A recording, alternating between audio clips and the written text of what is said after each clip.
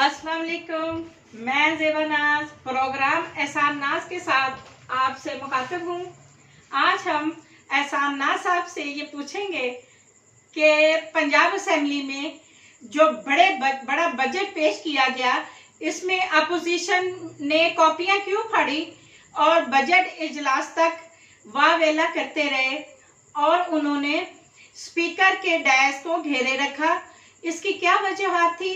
ये क्या इसी पंजाब असेंबली का एक तरीकाकार है या फिर ये तरीका गलत है? इसमें एहसान नाज साहब आप बताएं कि क्या आज जो ये वावेला होता रहा, क्या यही दुनिया पूरी पे हमारा क्या मैसेज आता है? प्लीज इस पे जरा रोशनी डालें। बिस्मिल्लाहिर्रहमानिर्रहीम नहमदुहु व नसल्ली अला रसूलिल करीम मिनश शैतानिर रजीम। बिस्मिल्लाहिर्रहमानिर्रहीम। जितना दिया सरकार ने मुझको इतनी मेरी औकात नहीं, ये तो तेरा करम है आका कि बात अब तक बनी हुई है। आपका ये सवाल है ना, पंजाब असेंबली में बजट के मौका पर अपोजिशन की तरफ से वावेला, कापियां फाड़ देना, यहाँ तक होता रहा है कि जो वजीर खजाना पंजाब असेंबली में या कौमी असेंबली में बजट पेश करते थे, उनको बजट की कापियां मार दी जाती थी। अच्छा।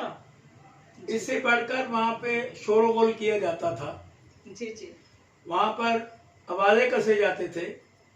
पंजाब असेंबली में जो आज कुछ हुआ है, ये भी एक रवायत है कि जब भी बजट पेश होता है तो अपोजिशन अपना ये किरदार अदा करती है।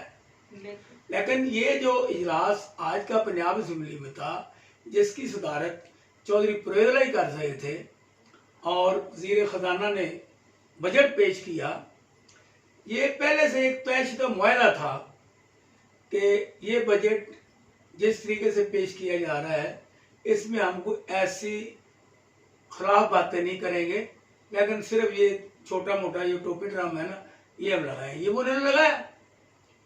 अब बात यह है कि जब पंजाब असेंबली में बजट पेश किया जाता है, उसमें अवाम के लिए रिलीफ की बात की जाती है, बिल्कुल, मुलाजमीन की तनख्वाहों की बात की जाती है, जी, पेंशन लेने वाले लोगों की बेहतरी की बात की जाती है, गरीबों की बेहतरी की बात की जाती है, स्कूलों के बारे में बात की जाती है, सेहत के बारे में बात की जाती है, और मुख्तलिफ जो महकमा जात हैं, बल्दियाती इदारों में बात की जाती है।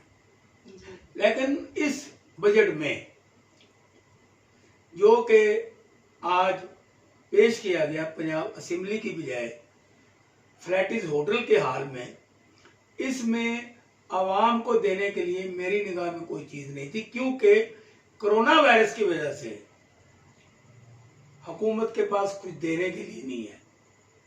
हुकूमत सिर्फ लेने की बात करती है। लेकिन मैं ये कहते हुए खुशी महसूस कर रहा हूँ कि किसी किस्म का कोई टैक्स नहीं लगाया गया। ठीक है, बाकी रही बात, जब पैसे ही पास नहीं होंगे तो बजट में पैसे कहाँ से रखे जाएंगे। इसलिए ये एक मुअद्दल बजट था, अच्छा बजट था, जिसको तमाम लोगों ने अपनी अपनी जगह पर राय दी। ताजरों ने इसे बिल्कुल पसंद नहीं किया। जी एहसान नाज साहब, मुझे एक बात बताएं कि इस बजट से किसको फायदा हुआ? हर पूरी आवाम तो जितना शोर कर रही है, वो कहते हैं जी इस बजट ने किसी को रिलीफ नहीं दिया, तो ये कैसे आवाम कैसे सरवाइव कर पाएगी? फिर देखो, कोरोना वायरस 4 माह से यहाँ वारद है। जी बिल्कुल। और इस वक्त उसके तिंदो तेज हमले जो है ना, जी, वो इतने तेज हो चुके हैं कि हर बंदा महसूस करता है कि खुदा ना करे मुझे कोरोना वायरस ना हो। जी बिल्कुल। अब देखो, पहले तो कितने नाम नहीं आ रहे थे। जी, अब शहबाज शरीफ कोरोना वायरस, जी, शेख रशीद कोरोना वायरस, जी बिल्कुल, गुलाम मोइनुद्दीन दीवान जो लाहौर में पीटीआई के सदर हैं और एमएलए हैं, 3 दफ़ा आज़ाद कश्मीर में वो मिनिस्टर रहे हैं, जी, और उन्होंने शहर हकाना बासी साबिक़ वज़ीर आज़म के खिलाफ इलेक्शन लड़ा है, जी, वो कोरोना वायरस में मुब्तला हो गए। और इस तरह बीसीओ नाम है, जो बड़े नाम है, वो भी कोरोना वायरस का शिकार है। जो लोग कहते थे ना पहले कि कोरोना वायरस कोई चीज़ ना, कोरोना, अब उनके दाएं बाएं ये पेशेंट पड़े हैं। अच्छा, रही बात ये आपकी, आप कि अवाम को तो तब कुछ दिया जाता है ना जब आपके पास कुछ हो। जी, हुकूमत के पास कोई टैक्स लगाने वाली बात नहीं है। होटल इंडस्ट्री बंद पड़ी है और मुख्तलिफ अदारे बंद पड़े हैं जिनसे टैक्स वसूल किया जाता था। जी, मैं उसी तरफ आ रही थी एहसान नाज़ सर।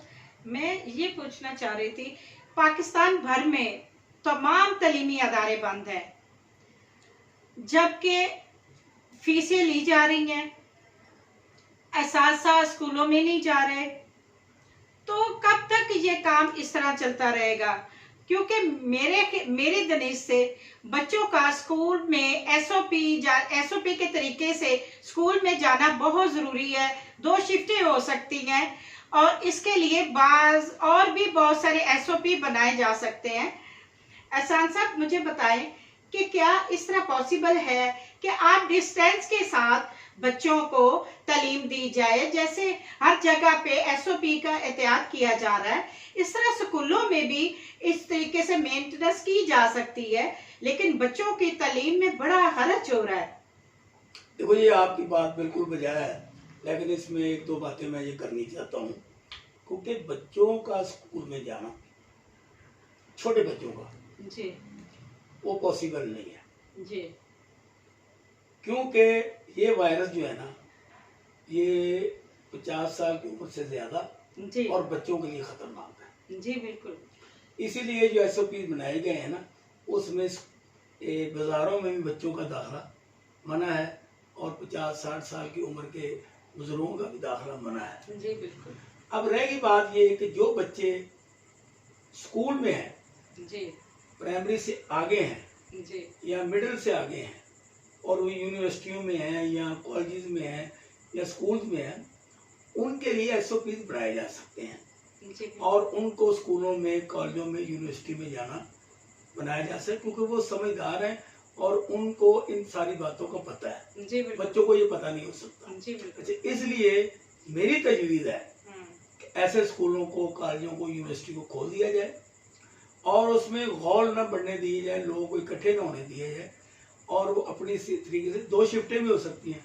अगर एक क्लास में 100 बच्चा है, वो 50 एक दफ़ा है, 50 एक दफ़ा है। बिल्कुल ऐसे। एक कॉलेज में 1000 बच्चा है, 500 बच्चा सुबह है, 500 बच्चा शाम को है। इसमें ऐसी कोई बार ममालिक में ये देखने में आ रहा है। लेकिन असल में बात जो आपने की है ना, स्कूलों में बच्चों की फीसेस, जी, अगर बच्चे फीसेस नहीं देंगे जी, तो स्कूल मालकान जो रेंट पे उनकी बिल्डिंग है वो किराया कहाँ से देंगे? बिल्कुल। वो असाजा को तनख्वाहें कहाँ से देंगे? और जितने बाकी मुलाजमीन हैं उनको तनख्वाहें कहाँ से जाएगी? बात यह है कि हर पहलू को देखना चाहिए, हर चीज को देखना चाहिए। अब बाकी चीजों में तो किसी में कोई राय नहीं दी गई। बिल्कुल। स्कूल पे आके 20,000 बच्चों की फीसें रद्द कर दी है। कुछ स्कूलों ने कर दी है, कोई स्कूल नहीं कर सकते। हर एक स्कूल के मालकान का अलग अलग पॉइंट ऑफ व्यू है। अच्छा, अब जहाँ तक ये बात है कि बच्चों का स्कूल में आना अच्छा है या बुरा है, ये हुकूमत ने खुद देखना है। वालिदैन तो सब कह रहे हैं कि बच्चों को स्कूल जाना चाहिए, वो छोटे हों बड़े हों, हर एक को जाना चाहिए। लेकिन मेरी दनिश में ये जो मिडिल क्लास से बड़े बच्चे हैं, हाई में हैं, जो कॉलेज में हैं, यूनिवर्सिटी में हैं, उनको जाना चाहिए।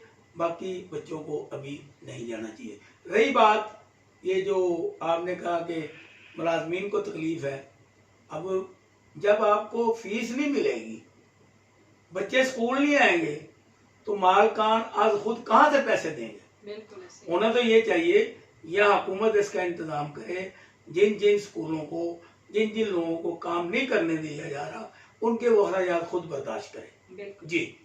एहसान साहब, मुझे आप ये बताएं, ये जो शादी हाल बंद है, रेस्टोरेंट बंद है, मार्केट्स बंद है और जितने भी खाने पीने के बड़े होटल हैं उनको टेक वे तो किया जा रहा है, लेकिन बैठने की उसमें इजाजत नहीं है।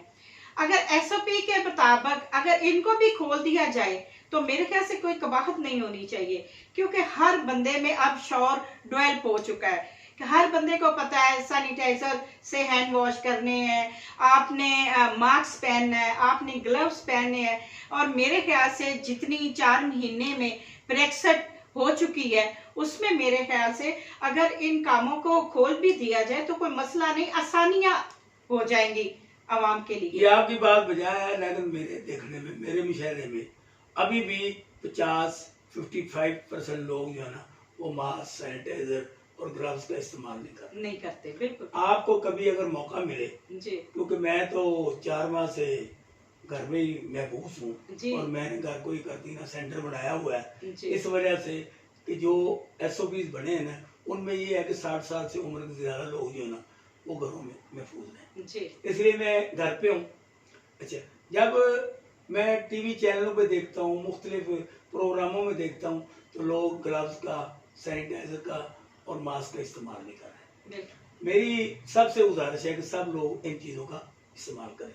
अब रही बात होटल्स की, मार्केट्स की, शादी हालों की, तो वो भी 4 माह से बंद पड़े हैं, उनका कोई रोजी रोटी नहीं है।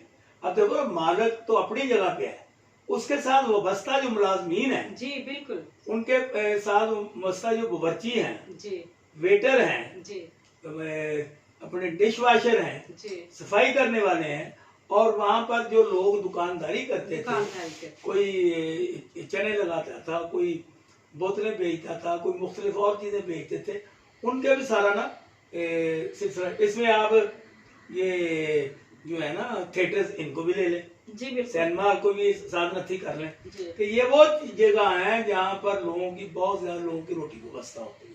ये एक बंदे का काम नहीं होता। जी हुकूमत को ये फैसला करना चाहिए, या तो ऐसे SOP बनाए ये चले, अगर ऐसे SOP नहीं बनाए जाते पूरा तो लॉकडाउन करें। फिर लॉकडाउन की भी बात नहीं करना, जी फिर इन तमाम उन लोगों को जिनको इन्होंने फारग कर दिया है, जी उनके अखराजात बर्दाश्त करें, बिल्कुल। उनके होटल्स के भी, उनके मुलाजमीन के भी, ये तरीकाकार हो। और ये मदीने की ऐसा रियासत, एक मदीने की रियासत तभी बनेगी ना जी, बिल्कुल। अगर यहाँ पे इंसाफ हो। जी। आपने उनको बिठाया हुआ है, जी और उनका जो केस है वो बिल्कुल मुख्तलिफ है। अब देखो ना, जब टेक अवे होता है जी तो वही लोग पका रहे हैं, वही खा रहे हैं, वही चीज, तो इसमें कोई, अगर एक SOPs के तहत 4 बंदे अगर खाना के लिए आते हैं, वो अपना डिस्टेंस रख के बैठे, 10 बंदे आते हैं वो डिस्टेंस रखे, उनको ये होना चाहिए। हाँ, जैसे फुल होते हैं, यहाँ पे 100 बंदे की कैपेसिटी 50 बंदे हो, जी यहाँ 200 बंदे की कैपेसिटी, वहाँ 100 बंदा हो। और रही बात, अभी एक बहुत बड़ी एक नई ये होटलों के लिए लाहौर रेस्टोरेंट यूनिटी के नाम से हमारे दोस्त हैं आमिर रफीक कुरैशी साहब, उन्होंने एक तंजीम बनाई है जो कि इन तमाम लोगों की जो आप बात कर रही हैं जी उनकी नुमाइंदगी कर रही है। जी अब कुछ लोग कहते हैं कि हेजिटेशन होना चाहिए, एजिटेशन होना चाहिए।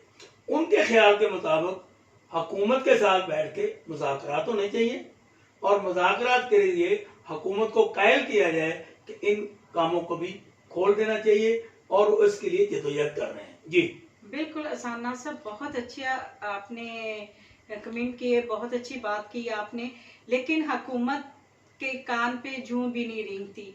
वो हमेशा ही अपने फैसले बाज ऐसे कर जाते हैं जिससे आवाम को बड़ी परेशानी का सामना करना पड़ता है। हम ये समझते हैं कि आवाम हुकूमत को मदीने रियासतें बनाने के लिए थोड़ा सा एक अच्छे फैसले भी करने चाहिए, और ऐसे फैसले जो आवाम की बेहतरी के लिए हों। इसके साथ ही आज के प्रोग्राम के साथ इजाज़त चाहती हूँ। अल्लाह हाफ़िज़।